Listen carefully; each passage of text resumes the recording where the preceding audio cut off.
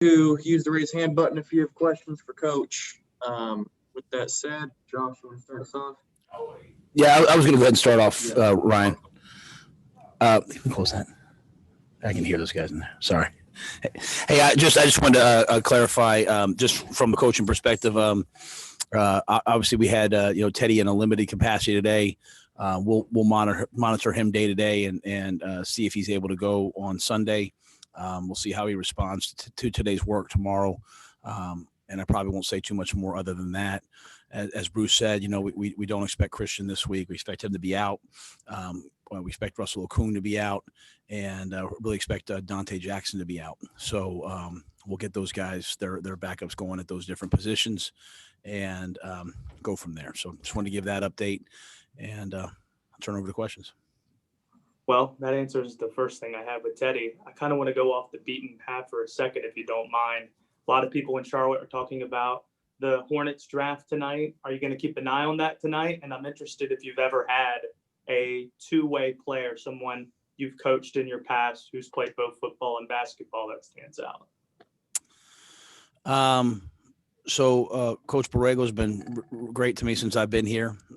So I'm excited and supportive of him and of them. So I absolutely will keep an eye out. I'll probably leave the TV on, in the background while I'm working. I've had when I was at Baylor, I had Obim Okike, who was playing for us and then went over and helped them out because they had some injuries after the season my first year, and then ended up continuing to play basketball. I had Ish Wainwright, who was a very successful basketball player at Baylor, and we convinced him to come out and play football after his last year, and he did, and then went overseas and played basketball in Europe. And then when I was at Baylor, I had several. I had, I think last year I had 4 or 5 guys that were track athletes that were running track. I mean, I had Kalen Barnes. I mean, he practiced in a 2-hour full scrimmage one Saturday, and then showered, walked over to the track, and ran like 10.4 in a meet. I mean, just some really special track athletes. So I've had some track athletes and a couple basketball athletes. And when I was at Temple, I had Connor Riley, who played baseball and football. So I've had a baseball player as well. Thank you, Coach. All right, let's go to Scott Fowler and then Josh Klein. Hey, Matt. Understanding with Teddy, you're not quite sure how that's going to work out. How are you going to split the reps this week? And are you leaning toward Will Greer or PJ Walker if Teddy can't go? I felt like this because we didn't have a preseason, and because Will hasn't had a chance to get the 2 games that the games that Will's been up, he hasn't gotten in. The games that PJ's up, he hadn't gotten in, and then when he's gotten up, he's been in some pretty dire circumstances, tough circumstances. In terms of having to bring the team back. I felt like, I think our coaches felt like it would be a good opportunity to see them both this week during practice. So we feel like we can get 2 guys ready with the way that we practice. So we've been just splitting the reps. And if Teddy can go, I think this will give us real clarity as to who the number 2 should be. And if he can't go, then hey, it's pretty clear who the starter is. And so we've just been kind of splitting the reps from one period to the next, and trying to get more reps this week, obviously, so that we can in fact split the reps. When they're running scout looks of things that Detroit does, that we're recalling them in our language and making those like team reps. So we're trying to really get a lot more of those. So we'll do that. We did it at least today. We'll see if it's clear today. If not, we might continue to do it tomorrow, and everything else will be based off of walkthroughs and meetings and all those things. So I think the good thing is, as I've said all along, is we feel really confident in both guys. We feel like they can go out there and play at a high level, and we're hopeful that Teddy can go, but if not, we want to give them both a fair opportunity this week to show what they can do. Thank you. Yes, sir. Matt, with Dante not expected to play, do you expect that absence might linger longer than just the week? And also, I'd imagine if he's not going to play, Troy Pride will get a fair amount of reps on the outside, as he has all season. What have you seen from him in terms of growth? Because, as a 4th-round pick, you didn't expect him to be in there week 1, I would imagine, and he was. and now that we're 10 weeks in, do you see a difference in his play? Well, I mean, we thought because of the situation, we thought there was a chance when we drafted him. Hey, we needed someone that was mature enough and mentally tough enough that could play. I think, really for Dante, we just said, hey, what we've been doing is, he practices, he gets in the game. He's trying so hard. He can't go, he goes for a while, he can't go. And then Troy kind of has to jump in the game and play. And, when Troy's had weeks where he's known he's a starter all week and gone in and played, I think he's approached it really well. He's had a good confidence about him. So we just said, let's approach it that way. Let's tell him he's the starter. Let's give him the whole week. Let's give Dante a chance to, rest his foot for a couple days. And then, if something changes and he can go, he feels great by Sunday, then great. But if not, at least Troy goes in and he knows, hey, this is my chance to play. And so I see Troy doing a lot of things with improvement. I think I see him getting better and better and better as the year's gone on. We faced some really good players and some really good quarterbacks, and we've been playing more and more and more man each and every week. And so he's got the microscope certainly on him, but I think he's developing. He doesn't give up. He doesn't give up big plays. He doesn't give up explosive shots. For all the things right now that we're trying to improve on defense, we're kind of in the middle of the pack in the NFL in terms of points allowed. So we're not getting off the field the way we want. We gave up way too many yards this past game, but we're kind of holding the points down to a degree and giving ourselves a chance to win. And I think Troy, with a week of practice, with the week knowing, hey, I'm going to be the starter, I think he'll have the right approach and focus heading into this game and play well. Matt, if I could follow up real quick. Oh, sorry, Preston. You said you guys have been playing more man recently. Is there, not without giving too much away, what's been the reason for that? Has it just been not that inability to get off the field, or has it been a lack of pass rush? What's kind of led to that switch to more man? Just trying to find ways to get off the field on third down and playing some really creative offenses. We sat in zone a little bit more early in the year. Really, I mean, since the Arizona game, we haven't gotten off the field on third down, right? Arizona, I think we held them to 33%. So we've been trying to play more and more man to get off the field. It's led to the same result. It hasn't been any better, but we have done that as just sort of as a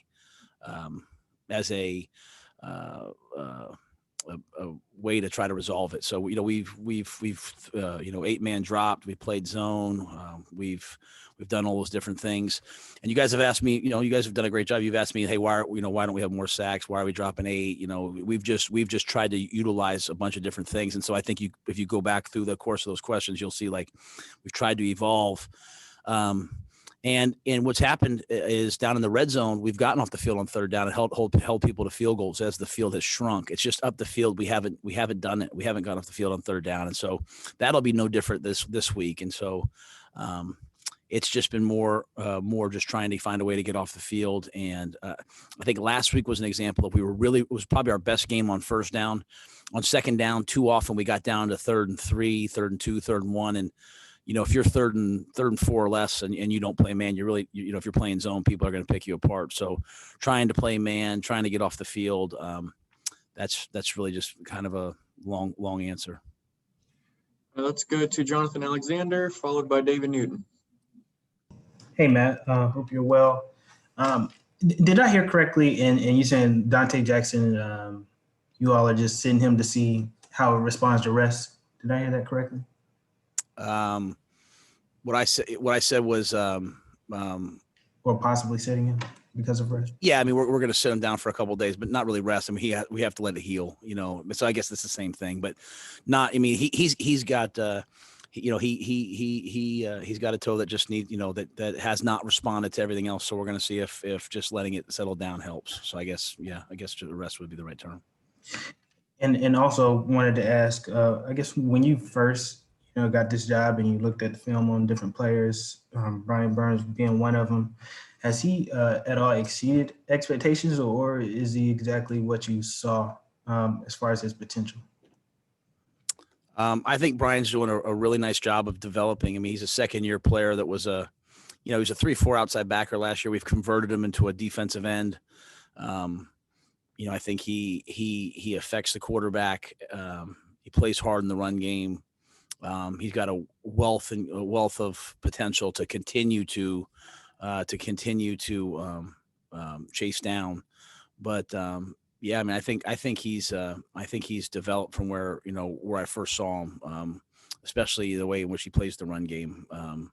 So I like his toughness. He's rarely hurt. He's plays through the bumps and bruises. He's got a tough mindset, and as smart a player as we have, really an introspective guy, and I like coaching him. Hey, Matt, I got a couple questions. The first, just I want to clarify. On Monday, you said that nothing had changed with Christian that make you think he wouldn't be ready this week. What changed between Monday and today? He and the doctor said he wouldn't be ready, probably. So you don't. What's that? You need to unmute yourself. So no setback there, or? Yeah, I mean, I would call it a setback in that I thought maybe he'd be ready, and he's not. But I just think it's just part of the the healing process. As I got to, even on Monday, I had hoped that he would play, and then Monday night into Tuesday, Kevin just said, hey, they didn't feel like he was going to be able to go, and so I don't know when it'll be. I don't know if it'll be this week. I don't know if it'll be next week. I'm not sure. I just think it's one of those things where no one knows their body better than Christian. And so whenever he feels like he can go and the guys and the doctors feel like he can go, then we'll be ready. And the other thing I wanted to ask you on the backups, and you said you want to maybe get clarity for who's number two. How important, if say that happens, is this not just for this year, but for next year, knowing if you need to go after a backup quarterback in the draft? Well, I have no doubt that these guys are good enough to be a number two. That being said, I mean that you don't really know about a quarterback till you get them out there, right? Until they go play. So I think like everyone else, we're worried about right now. We're trying to win right now, but for all the young players, this is a chance when they get out there. Like Chris Orr was activated off the practice squad last week as a linebacker, and he went out and played. Like it's a chance for him to put on tape for us to see, hey, I can do this. I can. Rodney Smith was activated off the practice squad last week. I think it was his first carry. I'm not sure. He gets a 10-yard gain. I mean, hey, I can do this. So I think every opportunity those guys have to go in games, they can show us. Me, Marty, the coaching staff, the personnel staff. Hey. This is my ability level. This is my production level. This is what I can do. And it's invaluable reps for them. While at the same time, hopefully, giving us a chance to go win this game. Guys, we only have time for 3 more, so let's go to Elena and then Brett Jensen, finish with Joe Person. Hey, Matt, a couple quick ones. First, with Russell, you expect him to not play again Sunday. Where are you kind of at with left tackle? Are you letting them kind of practice it out this week, or what's your expectation there? I thought Trent Scott played well last week. Johnny Miller went down in the last game. So, Dennis, started the game at right guard a couple weeks ago. I think it was Atlanta. So we'll see if Johnny's able to come back. If not, we would probably, play those two guys in those two positions. And then I was curious, I know you have more of a, you've known PJ for longer, but more specifically on Will and PJ, what has stood out to you for each of them this year? Have they improved in certain areas, or what kind of has stood out more individually for each of them to you? Yeah, I think they've both improved a ton. And just like I have history with PJ, I have history with Will. I've seen Will, play in college twice, against him. I know the type of competitor that he is. I see them, I've seen them, in a short amount of time without OTAs or anything grow in our system. I see the competitive nature of each one of them. I see the way that they affect their teammates. I see their preparation level. They both have great arms. So I have confidence in both of them. Matt, I'm curious. I know college is different from the pros, but every time it seems Curtis Samuel touches the ball as a running back, something big happens or something positive happens. Has there been thought of putting him back there at the tailback position in absence of Christian McCaffrey, maybe even more than Mike Davis?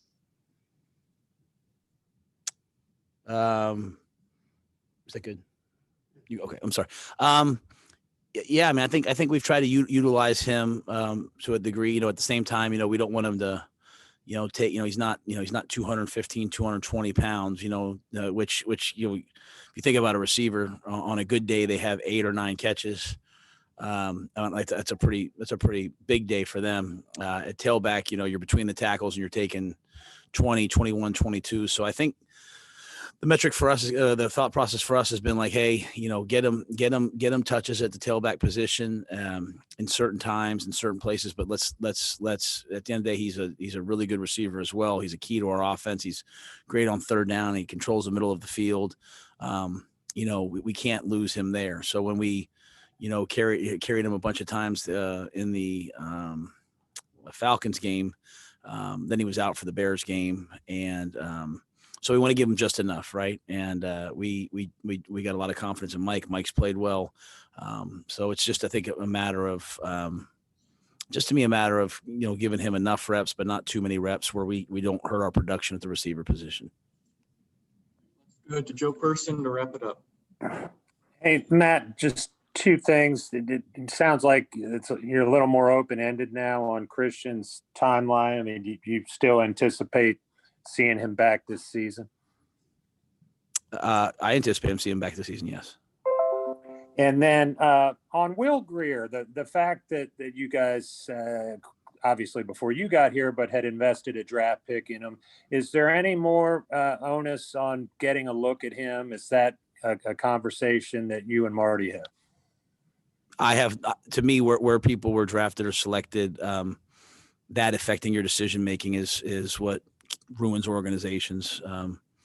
You owe it to the team and the players to play the guys who